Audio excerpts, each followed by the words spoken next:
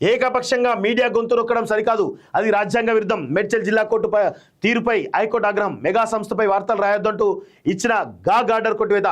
వాస్తవాలు దాచారంటూ మెగా సంస్థపై సీరియస్ అంటూ చూస్తున్నాం. సో ఇక్కడ కొంతమంది ఇప్పుడు ఇదే జడ్జిమెంట్ కూడా వాస్తవంగా ఏం చేయాలి, వాస్తవి కూడా మీడియా గొంతు నొక్కే విధంగా మేము చెప్తాను, బరాబర్ చెప్తాను. అసలు చెరువులో కట్టినరు, వాటిపైన వార్తలు రాయొద్దంటూ వీళ్ళు కోర్టుకి వెళ్ళి ఆ కోర్టు ఆర్డర్ తీసుకొచ్చి దాన్ని యూట్యూబ్ పంపించి మా వీడియో డైరెక్ట్ డిలీట్ అయ్యేటట్టు ప్లాన్ చేసి వీళ్ళు. సో ఎంత దుర్మార్గం చేస్తున్నారు వీళ్ళంతా. సో ఇట్లాంటి అన్నీ కూడా చూస్తా ఉన్నాం. సో మెగా సంస్థకు హైకోర్టులో ఎదురు దెబ్బ తగిలింది. రాజ్యాంగ విరుద్ధంగా మీడియా గొంతు నొక్కడం సరికాదని న్యాయస్థానం వ్యాఖ్యానించిందంటూ చూస్తాను. మెగా సంస్థపై వార్తలు రాయకూడదంటూ మేడ్చల్ జిల్లా కోర్టు ఇచ్చినటువంటి గార్డర్ను కొట్టివేసిందంటూ చూస్తాను. సో ఇక్కడ ఏంది, ఇక్కడ అంటే న్యాయ వ్యవస్థ ఒక రకంగా ఎంత అద్భుతం, ఒక రకంగా ఎంత ఘోరం, ఈ రెండు ఉన్నాయి ఇందులో. సో ఇప్పుడు మేడ్చల్ కోర్టు ఏం చేసింది, మెగా మరి ఏం మాయేసిందో తెలియదు కానీ, ఏం మంత్రం చేసిందో తెలియదు కానీ, మేడ్చల్కు సంబంధించినటువంటి కోర్టు ఒక తీర్పు ఇవ్వడం జరిగింది, గార్డర్ ఇవ్వడం జరిగింది. ఈ గార్డర్ ద్వారా ఏం చేస్తుందంటే, ఈ గార్డర్ తోటి మీడియా అయితే వీళ్ళు మెగా సంస్థ చేస్తున్నటువంటి దుర్మార్గాలపై వార్తలు ప్రసారం చేస్తున్నారో ఆయా మీడియా సంస్థలకు గార్డర్ ఇవ్వడం ద్వారా ఆ ప్రసారాలు చేయకుండా గొంతు నొక్కిరు, మీడియా గొంతు నొక్కిరు. సో ఇప్పుడు ఏం చేస్తూ ఉన్నారు, ఇప్పుడు దాన్ని మళ్ళీ సుప్రీంకోర్టులో హైకోర్టులో దాన్ని మళ్ళీ పిల్లేసేస్తే హైకోర్టు ఏం చేసింది, ఆ మేడ్చల్ కోర్టుకు మొట్టికాయలేసింది. సో వీళ్ళు ఏం చేస్తారు మరి, మెగా ఊరికనే ఉంటుందా, అది ఒక కార్పొరేట్ ఇన్ఫ్రా సంబంధించిన సంస్థ కదా, వాళ్ళు ఊరికనే ఉంటారా, వాళ్ళకి ఎన్ని కాంటాక్ట్స్ ఉంటాయి, ఏ విధంగా ఎవరెవరిని మేనేజ్ చేశారు, ఇట్లా ఎవరైతే మేనేజ్మెంట్ ద్వారా ఇవన్నీ అయినాయో ఖచ్చితంగా మరి వాళ్ళపైన కూడా చర్యలు ఉండాలి కదా. ఎవరైతే అవి ఇచ్చారో ఆర్డర్స్ ఇచ్చారో అవి ఉండవు. అందుకే న్యాయ వ్యవస్థ మీద కొంతమేర నాకు ఇబ్బందికరమైన అంశాలు కనబడుతూ ఉంటాయి.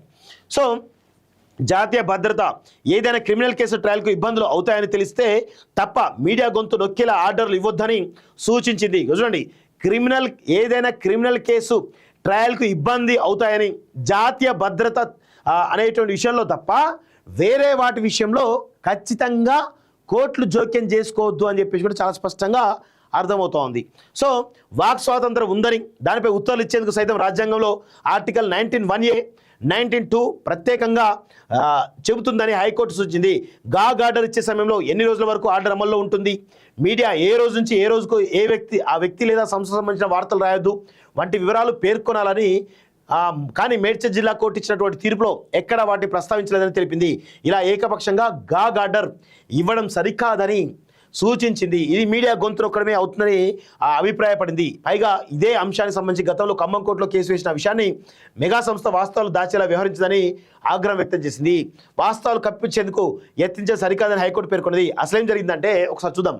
2022లో పలు మీడియా సంస్థలు పాఠశాలలో ఫర్నిచర్ సరఫరాకు సంబంధించి అవకతవకలు జరిగాయని మెగా సంస్థకు లబ్ధి చేకూర్చే విధంగా ప్రభుత్వం వ్యవహరించిందంటూ కథనాలను ప్రసారం చేశాయి.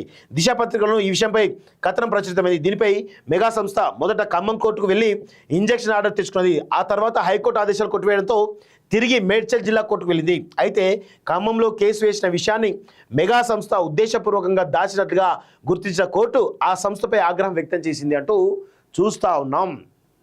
సో ఇక్కడ కనబడతా ఉంది కదా చాలా స్పష్టంగా, అంటే మెగా సంస్థ ఎంత దుర్మార్గంగా ఏ వ్యవస్థలు మేనేజ్ చేస్తుందో ఒక్కసారి అర్థం చేసుకోండి. ఇట్లా చాలా ఉన్నాయి, మెగా సంస్థ ఉంటాయి, మై హోమ్ రామేశ్వరరావు ఉంటాయి, వాసవి ఉన్నాయి, ఇలా చెప్పుకుంటూ పోతే అపర్ణయ్, చాలా ఈవెన్ వంశీరామ్ బిల్డర్స్, ఇలా చాలా సంస్థలు కూడా వాటికి సంబంధించినటువంటి అనేకమైనటువంటి అక్రమాలు అవినీతి చాలా ఉన్నాయి. వీటిని బయట పెడతా ఉంటే వాళ్ళు తట్టుకోలేక కోర్టులను ఆశ్రయించి వాళ్ళని మేనేజ్ చేసి కోర్టులను కూడా మేనేజ్ చేసి ఆర్డర్లు తెచ్చుకుంటా ఉన్నారు ఈ దుర్మార్గులందరూ కూడా. సో దయచేసి న్యాయస్థానాలు కూడా ఇటువంటి విషయంలో వాస్తవంగా మా వైపు నిలబడతా ఉంటే వాటిపైన గౌరవం పెరుగుతూ ఉంది, మాకు రెస్పెక్ట్ పెరుగుతూ ఉంది. మేము కూడా బాధ్యతగా వ్యవహరించాల్సిన అవసరం మీకు కనబడతా ఉంది.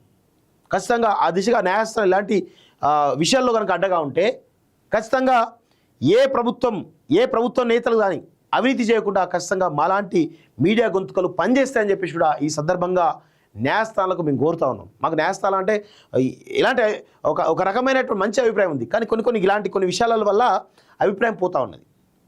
సో దానికోసమే మేము అప్పుడప్పుడు కొంత విమర్శలు కూడా మా భారత రాజ్యాంగం ఇచ్చినటువంటి ఆ వాక్ స్వాతంత్రం మేరకు మేము కూడా కొంత విమర్శలు చేయాల్సినటువంటి అవసరం అయితే కనబడతా ఉంది.